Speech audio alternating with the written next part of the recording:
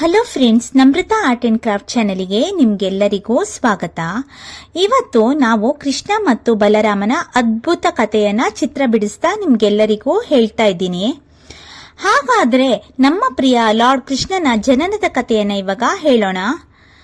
ಬಹಳ ವರ್ಷಗಳ ಹಿಂದೆ ಮಥುರಾ ಎಂಬ ಸುಂದರ ನಗರದಲ್ಲಿ ಕಂಸ ಎಂಬ ಕ್ರೂರ ರಾಜನು ವಾಸಿಸುತ್ತಿದ್ದನು. ಅವನು ಬಹಳ ಶಕ್ತಿಶಾಲಿ, ಆದರೆ ತುಂಬಾ ಕೆಟ್ಟವನಾಗಿದ್ದನು. ಜನರೆಲ್ಲ ಅವನನ್ನು ನೋಡಿ ಭಯಪಡುತ್ತಿದ್ದರು. ಒಂದು ದಿನ ಕಂಸನು ತನ್ನ ತಂಗಿ ದೇವಕಿ ಮತ್ತು ಅವಳ ಗಂಡ ವಸುದೇವ ಅವರನ್ನು ರಥದಲ್ಲಿ ಕರೆದುಕೊಂಡು ಹೋಗುತ್ತಿದ್ದನು.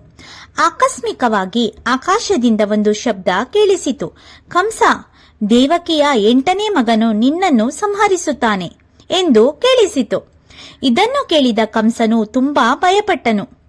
ಅವನು ತಕ್ಷಣ ತನ್ನ ಕತ್ತಿಯನ್ನು ತೆಗೆದು ದೇವಕಿಯನ್ನು ಕೊಲ್ಲಲು ಮುಂದಾದನು. ಆಗ ವಸುದೇವನು ಕೇಳಿಕೊಂಡನು, ದಯವಿಟ್ಟು ಅವಳನ್ನು ಕೊಲ್ಲಬೇಡ, ನಮಗೆ ಹುಟ್ಟುವ ಪ್ರತಿಯೊಂದು ಮಗುವನ್ನು ನಿಮಗೆ ಕೊಡುತ್ತೇವೆ. ಕಂಸನು ಒಪ್ಪಿಕೊಂಡನು.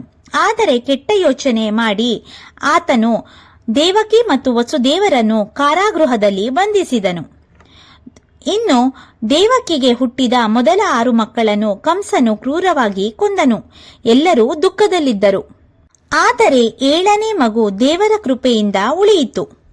ದೇವಕಿಯ 7ನೇ ಮಗ ಹುಟ್ಟುವ ಸಮಯದಲ್ಲಿ ದೇವರು ಆ ಗರ್ಭದಲ್ಲಿದ್ದ ಮಗುವನ್ನು ರೋಹಿಣಿಯ ಗರ್ಭಕ್ಕೆ ವರ್ಗಾಯಿಸಿದನು.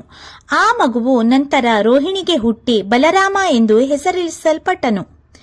ದೇವಕಿಯ 8ನೇ ಮಗ ಹುಟ್ಟಿದಾಗ ಮಥುರಾದಲ್ಲಿ ಎಲ್ಲರೂ ದೇವಕಿ ಮತ್ತು ವಸುದೇವರನ್ನು ಹೊರತುಪಡಿಸಿ ಆಳವಾದ ನಿದ್ರೆಗೆ ಜಾರಿದರು.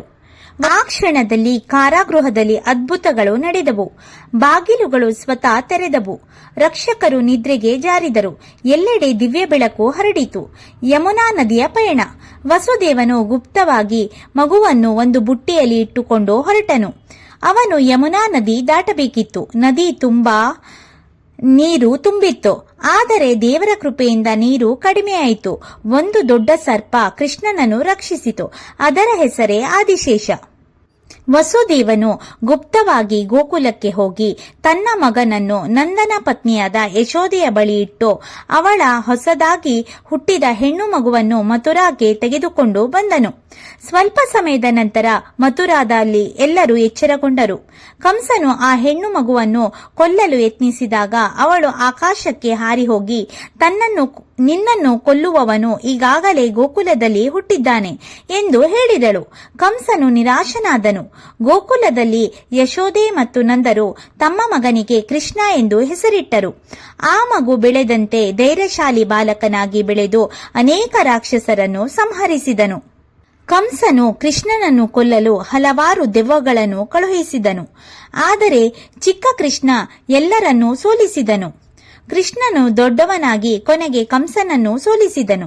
ಜನರೆಲ್ಲರೂ ಸಂತೋಷಪಟ್ಟರು. ಇದರಿಂದ ನಮಗೆ ಸಿಗುವಂತ ಮೋರಲ್ ಆಫ್ ದ ಸ್ಟೋರಿ ಅಂದ್ರೆ ಮೂಲ ಸಂದೇಶ ಏನಂದ್ರೆ, ಒಳ್ಳೆಯದು ಯಾವಾಗಲೂ ಕೆಟ್ಟದ್ದನ್ನು ಗೆಲ್ಲುತ್ತದೆ. ಧೈರ್ಯ ಮತ್ತು ಭಕ್ತಿ ನಮ್ಮನ್ನು ರಕ್ಷಿಸುತ್ತದೆ. ಈ ಎಲ್ಲಾ ಕತೆ ನಿಮ್ಗೇನಾದ್ರೂ ಇಷ್ಟ ಆದ್ರೆ ಪ್ಲೀಸ್ ಲೈಕ್ ಮಾಡಿ, ಶೇರ್ ಮಾಡಿ, ಹಾಗೆ ಸಬ್ಸ್ಕ್ರೈಬ್ ಮಾಡೋದನ್ನ ಮರಿಬೇಡಿ. ನಾನು ನೆಕ್ಸ್ಟ್ ಬೇರೆ ಡ್ರಾಯಿಂಗ್ ಜೊತೆಗೆ ಬೇರೆ ಒಂದು ಸ್ಟೋರಿ ಜೊತೆ ಮತ್ತೆ ಸಿಗ್ತೀನಿ. Thank you.